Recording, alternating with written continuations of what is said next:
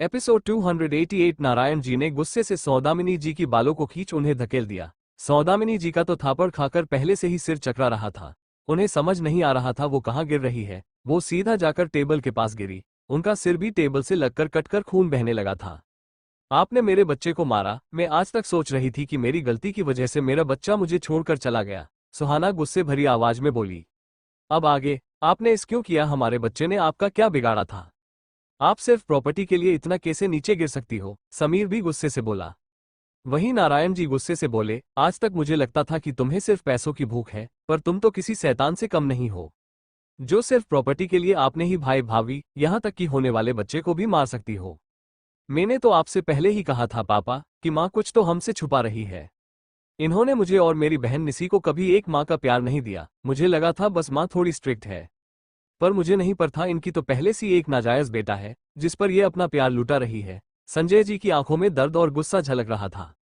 जब से उन्होंने होश संभाला था उनकी मां ज्यादातर बाहर रहती थी और उनके साथ रूडली बात करती थी, जिस वजह से उनकी छोटी बहन निसी हमेशा दुखी रहती थी और शादी के बाद वो घर भी आने से मना कर देती थी। अब जाकर पता चला कि उनकी प्रॉपर्टी को भी उनकी ये माँ अपने नाजायज बेटे को देना चाहती थी। क्या उनकी दिल में इतने सालों में कभी उनके लिए थोड़ा भी प्यार नहीं आया जो उनकी मां उनके साथ ऐसा कर रही है? संजय जी की बात सुनकर नारायण जी का दिल भी गुस्से से भर उठा। सौदामिनी जी नीचे पड़े सबको देख रही थी। तभी संजय जी बोले, माँ क्या आप माँ कहलाने के भी लायक है? क्या कोई जन्म देने वाली माँ इतनी घटिया हो सकती है कि एक बेटे के लिए वो दूसरे बेटे से सब कुछ छीन लेना चाहती हो? उनकी बात सीधा जाकर आरती जी की दिल पर लगा। उनकी आंखों से आंसू बह गए। उन्होंने भी तो प्रिया की वजह से ईशानी को ठुकरा दिया था। अब उनकी बेटी उन्हें अपनाने से मना कर रही थी। तभी दादाजी उसके सामने आए और बोले, मैंने और माँ पिताजी ने तुम्हारी परवरिश करने में कहाँ गलत कर दिया जो तुम इतनी घटिया और खतरनाक बन गई? क्या तुम अभी भी वही बहन ही जो अपने भाई से इतना प्यार करता था? तुमने मुझे और अपनी भाभी को मारने की साजिश किया। हमें अपने बेटे को कहकर पॉइजन देने की कोशिश किया। अगर हमारी पोती ना होती तो शायद हम अब तक मर चुके होते। और तो और तुमने कई बार हमारी बिजनेस को बर्बाद करने की कोशिश की और आपने बेटे के साथ मिलकर सिर्फ प्रॉपर्टी पाने के लिए इतना बड़ा साजिश किया। और इस घर की बच्ची की जगह आपने उस घटिया नाजायज बेटे की नाजायज बेटी को रख दिया। तुम्हारी वजह से हमारी घर की प्रिंसेस सालों तक हमारी घर से दूर रही। तुम्हारी वजह से इतना बड़ा फैमिली होने के बाद भी उसे अनाथ की जिंदगी जीनी पड़ी।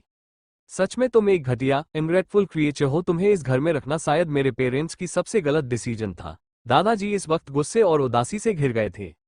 तभी दादी माँ भी बोली, हूँ आप किसे बोल रहे हैं? क्या इस बेशर्म औरत को ये समझ भी आ रहा है? इसने हमारी आने वाली पोते या पोती को भी नहीं छोड़ा। आर्य डायन भी साथ घर छोड़कर बार करती है, पर ये तो आपने बच्चों की भी सगी नहीं है। बाकी सब भी गुस्से से कुछ ना कुछ बोल रहे थे। सौदामिनी जी नीचे बैठकर उनकी बातें सुन रही थी। जब उनसे बर्दाश्त नहीं हुआ तो वो चिल्लाई, बस करो सब, मैंने कुछ भी गलत नहीं किया, कुछ भी नहीं। फिर नफरत भरी आंखों से आपने भाई की तरफ देखकर बोली, हाँ नफरत करती हूँ मैं आपसे, इसलिए ये सब कुछ किया मैंने। और यशराज मेरी नाजायज बेटा नहीं है, वो मेरी और मेरे बलराज की प्यार की निशानी है। आपने मुझसे मेरे प्यार को अलग किया और इस इंसान से मेरी शादी करवा दिया जिससे मैं प्यार ही नहीं करती थी। उनकी बात सुन रविकांत जी ने अपनी पूरी ताकत लगाकर उनकी गाल पर एक थापड़ जड़ दिया। वो इस वक्त गुस्से के मारे कांप रहे थे। पर सौदामिनी जी ने फिर से सिर उठाया और गुस्से से बोली, मेरे प्यार को आपने मार दिया था भाई, क्या आपको याद है? यश ने अपनी आंखों से देखा था कि आपने बलराज को मार दिया था। जब वो तो यश के साथ खुश था, वो तो मुझसे मिलता भी नहीं था कभी। मैं भी अपनी जिंदगी में नारायण और आपने दोनों बच्चों को एक्सेप्ट करने की कोशिश कर रही थी। फिर आपने ऐसा क्यों किया? क्यों मारा आपने उसे? इसलिए मुझे आपसे बदला लेना था। और ऐसे भी इसमें मेरी माँ पापा की भी प्रॉपर्टी थी। अगर मैं सभी प्रॉपर्टी ले लेती तो क्या प्रॉब्लम होता? मुझे बस आप दोनों से दुश्मनी थी भाई भाभी, पर मैं सुकेत और बाकी आपके चारों पोते को प्रॉपर्टी लेने के बाद जिंदा छोड़ देती। मुझे पता था कि घर में सब एक बेटी चाहते हैं, इसलिए मैंने यशराज की बेटी को ईशानी के साथ बदलने को कहा ताकि आप अपनी प्रिंसेस के नाम सारी प्रॉपर्टी कर दो, और ऐसा हो भी जाता फ्यूचर में।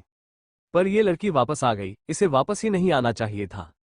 ये हमारे प्लान के लिए एक बड़ा खतरा थी, इसलिए मैंने प्रिया को इसे सबके सामने गिराने को और बेइज्जत करने को कहा था और इसे मारने का सोच रही थी, पर उससे पहले ही ये लड़की यहां से गायब हो गई।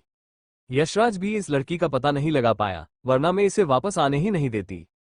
मैंने जो सोचा था वही सच हुआ, इसने आकर सब कुछ बर्बाद कर दिया। इस घर में उसकी सबसे बड़े सपोर्ट सिस्टम आप दोनों और दर्शित ही थे, इसलिए मैं आप तीनों को पहले मार देना चाहती थी। पर इसने आप दोनों को भी बचा लिया और दर्शित को भी इसने बचा लिया। इतना कहकर उन्होंने गुस्से और नफरत से ईशानी की तरफ देखा। वहीं आपने लिया सौदामिनी की इतनी नफरत देखकर दादाजी डे से सुन हो गए थे। वो धम से सोफे पर बैठ गए और आपनी सामने रखी टेबल से फ्रूट कट करने वाली नाइफ को उठाया और पूरी ताकत से खड़ी हुई और ईशानी की तरफ उसे मारने के लिए झपटी। ये देखकर सबकी आंखें बड़ी हो गई। दर्शित और समीर कबीर बच्चा कहकर उसके पास दौड़े, क्योंकि ईशानी सोफे पर बैठी हुई थी और वो सब दूर खड़े हुए थे। हालांकि उन्हें पता था उनकी बहन स्ट्रोंग है, पर एक बहन को खतरे में देखकर ये एक भाई का सबसे पहला कदम ही होता है। वहीं बाकी सब भी हैरान थे। तभी डे से ही सौदामिनी जी ईशानी को मारने वाली थी। ईशानी ने उनकी घुटनों पर एक स्विफ्ट किक किया, जिस वजह से उनकी बुरी हड्डियां क्रैक की आवाज के साथ टूट गई और वो सीधा मुंह के बल नीचे गिर गई। इस वाक्य वो ईशानी और मोक्ष के पैरों के पास गिरी थी। डे से वो उन्हें प्रणाम कर रही हो। वहीं ये देखकर सब जो ईशानी की तरफ आ रहे थे अपनी जगह रुक गए और राहत की सांस लिया। दर्शित, कबीर, समीर ईशानी के पास थे। तीनों हड़बड़ाते हुए बोले, बच्चा तुम ठीक तो हो ना? ईशानी ने बस हाँ में सिर हिला दिया और बिना भाव के सामने देखने लगी। वहीं मोक्ष सौदामिनी को खतरनाक नजरों से घूर रहा था। डे से नजरों से हो वो उन्हें टुकड़ों में फाड़ देना चाहता हो, पर वो ऐसी जाहिल घटिया औरत को हाथ नहीं लगाना चाहता था। इन जैसी इंसान उसके लिए किसी कचरे की तरह थे। उसकी बीवी ही इसे सजा देने के लिए काफी थी। दर्शित गुस्से से आगे बढ़ा और सौदामिनी जी को ईशानी के पास से घसीटकर दूर कर दिया।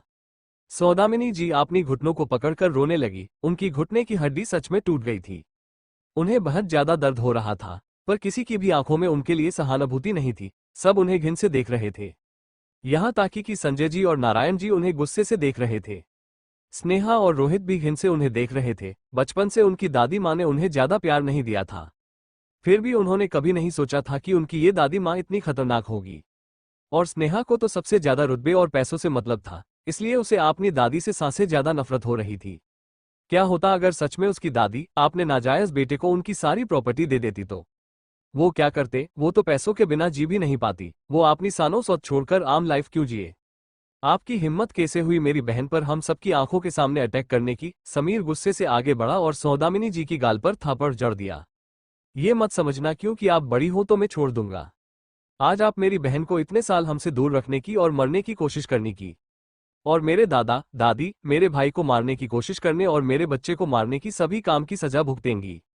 इतना कहकर उसने जल्दी से गार्ड को बुलाया और गुस्से से बोला, इन्हें तब तक कोड़े मारो जब तक ये खुद छोड़ने की भीख नहीं मांगती। भले ही ये बूढ़ी हो गई है, पर इनके अंदर अभी भी मेरी बहन को मारने की ताकत है। इसलिए थोड़े अच्छे से मारना, वरना पता कैसे चलेगा कि ये कितनी स्ट्रोंग है। दर्शित भी गुस्से से बोला। वहीं उन दोनों की बात सुनकर सौदामिनी जी तो अपनी दर्द भी भूल गई और चिल्लाई, नहीं तुम ऐसा नहीं कर सकते। अगर तुम लोगों ने मेरे साथ ऐसा किया तो मेरा बेटा तुम सबको छोड़ेगा नहीं।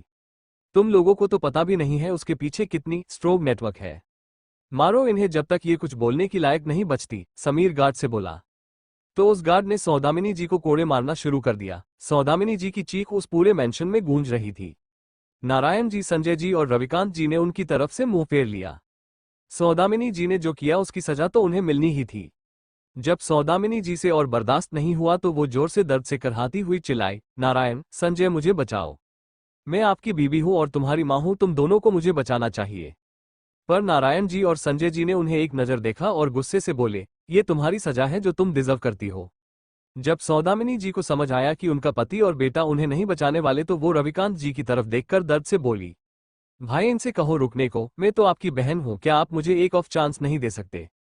उनकी बात सुनकर भी रविकांत जी चुप रहे। सबको मारने की कोशिश करने के बाद भी सौदामिनी ये कैसे सोच सकती है कि रविकांत जी उसे बचाएंगे?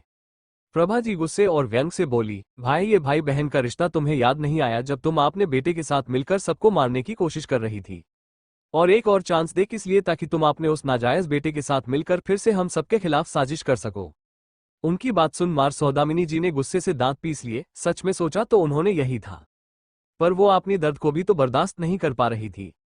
उनकी शरीर से कई जगह से धीरे धीरे खून रिसने लगा था। तभी रविकांत जी बोले, रुको। उन्होंने उस गार्ड को रोक दिया जो सौदामिनी जी को मार रहा था। प्रवीण जी अपनी आंखें छोटी करके बोले, क्या हुआ? क्या तुम उसे बचाना चाहते हो? पर ऐसा कभी नहीं होगा। क्या तुम भूल गए कि उसने तुम्हें और दर्शित, ईशानी को मारने की कोशिश किया था? अगर तुम उसे जाने देना चाहते हो तो भी रायचंद फैमिली इस औरत को नहीं जाने देगा। मैं अपनी नातिन की हर दर्द का बदला लूंगा। वहीं सौदामिनी जी तो दर्द से बेहोश होने की कगार पर थी, पर रविकांत जी की बात सुनकर वो दिल ही दिल में खुश हो गई। पर प्रवीण जी की बात सुनकर वो फिर से डर गई। उसे यहां से जाना था, एक बार वो यशराज के पास चली जाए तो कोई भी उसका कुछ नहीं बिगाड़ सकता। उनकी आंखों में कोई भी पछतावा नहीं था। तभी रविकांत जी बोले, नहीं, मुझे इसे बचाने की कोई जरूरत नहीं, पर मैं जानता हूं कि मेरी बच्ची और दामाद जी इसे सजा देंगे। उनकी मतलब ईशानी और मोक्ष से था। फिर वो बोले, पर इससे पहले मुझे कुछ सच बताना है। उनकी बात सुनकर प्रवीण जी पीछे हट गए। रविकांत जी सौदामिनी जी के सामने आए तो सौदामिनी जी ने अपनी नजरें उठाकर दर्द और नफरत भरी आंखों से उन्हें देखा। तो रविकांत की ने गहरी सांस लिया, फिर बोले, तुम पहले भी गलत थी और अब तो और भी गलत हो। मैंने कभी तुमसे तुम्हारा कुछ भी नहीं छीना, और जिसे तुम प्यार कह रही थी वो कौन था तुम्हें पता भी है। अगला एपिसोड जल्दी आएगा। एजर आप और स्टोरी सुनाना कहते हैं तो जाओ न्यू सुनो सुपर ध्रुवा जो मेरे चैनल पर स्टार्ट किया गया है, जाओ सुनो और मजे करो।